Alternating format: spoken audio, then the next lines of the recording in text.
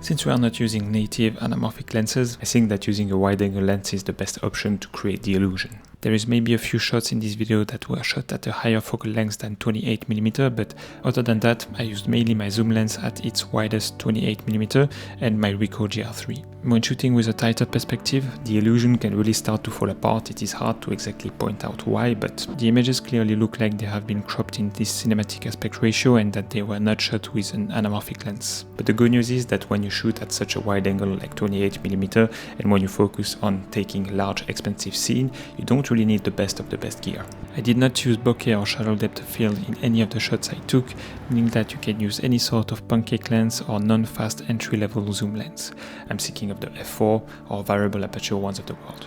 High-spec fast autofocus is not needed either because, at least in the way I shot, I was trying to capture larger scenes, sometimes involving human subjects, sometimes not. That means you can use a very basic way of focusing. Single point autofocus is an option, focusing on the desired element of the frame and recomposing. You can also use a manual lens or turn your autofocus lens into manual mode. Take the time to have what you want in focus and grab the shot straight away or waiting for the scene to develop. Overall, it is a way of shooting that, if we exclude the camera's ability to display the marker on the screen, really do not rely on top-level, high-spec recent cameras or lenses. Made me think, I saw some people taping their camera to physically add black bars on the top and bottom of their screen to help them composing. That's a solution, but I'm not sure about the glue sticking to the screen after removing the tape, so if you want to try it, do it at your own risk, or you can get a Sony a7C II because it's a pretty cool camera.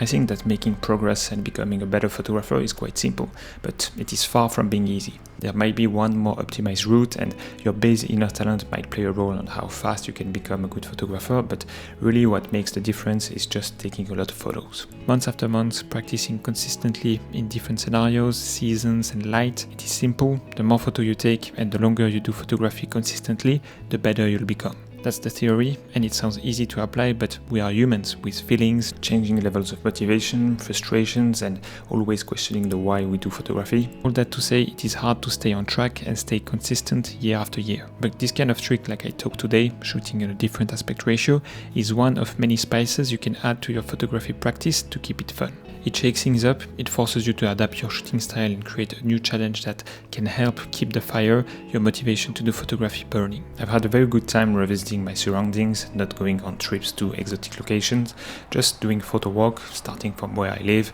exploring again the surroundings with this 2.35 by 1 crop.